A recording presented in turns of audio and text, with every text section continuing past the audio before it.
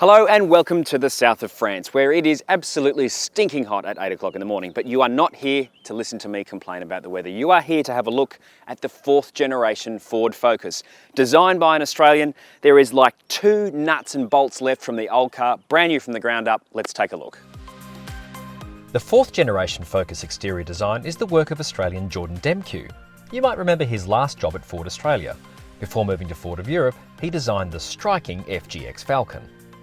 I reckon this car looks a little bit more mature than the old car. The old car had some wild features, whereas it's a bit calmer, it's a bit more mature.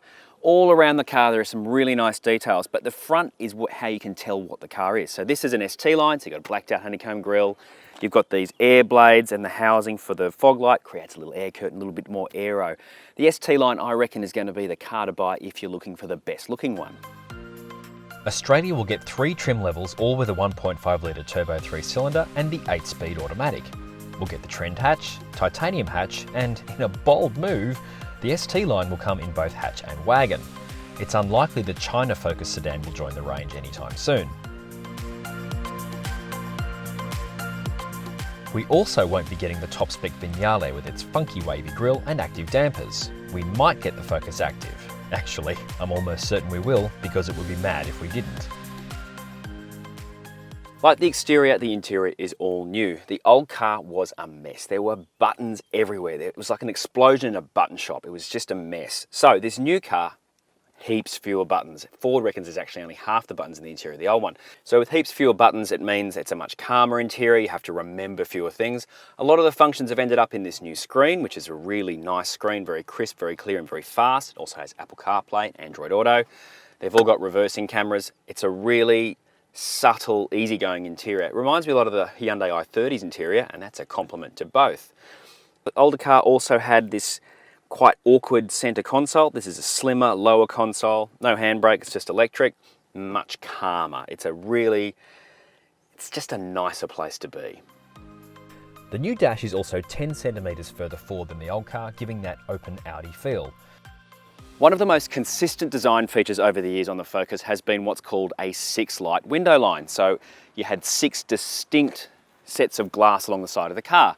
Now that's gone, and there's a couple of reasons for it. One, it's better for styling. I think it looks a lot better. It's a bit less fussy. But secondly, it means the door aperture can be made bigger, which means it's easier to get in and out of it. And it also means that when you're sitting in the car, you've got a bit more shoulder room on the side, and it feels bigger because that pillar and that structure is no longer in your peripheral vision. So that's a really big change, and it's kind of like, a bit of a sacred cow moment to change that, but I think it's really worked. The new Focus has barely grown at all, but the interior space is quite a bit bigger. With a longer wheelbase, that's an advantage of starting with a clean sheet, there's more interior space, particularly for the back seat. So in the front, you've got more because the dash is further away from you, but here, you've got at least 5 centimetres more of knee room and leg room. I'm sitting behind my driving position. I'm 180 centimetres tall. I have a lot of room, and the headroom's good, plenty of shoulder room. You've got an armrest, cup holders, everything you need. It's a really good space for rear occupants. Here in the hatch, the boot is a big one. It starts at 375 litres and better than triples when you put the 2 rear seats down. In the wagon, you start with a massive 608 litres.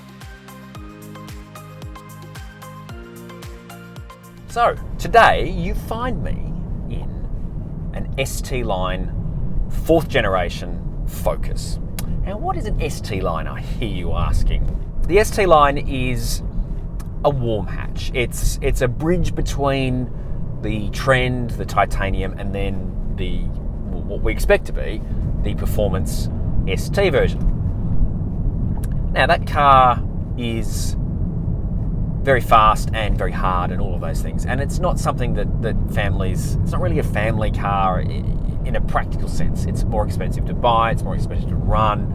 This gives you a taste of the ST with the better chassis, so it's a centimetre lower, different tyres, and just is a bit sportier. But it's not a full-on hot hatch, and that's a good thing. A little bit of body roll, really comfortable ride. It's the kind of car that you can really trust on roads that you don't know. So I've spent the whole day on roads I do not know, driving a manual left-hand drive, having stepped off a plane from Australia, and it's been you know, it's a car that looks after you. It's a car that you can quite happily take to the shops or take Granny out in, or if you are so inclined, to throw it down a mountain road, which we've done today.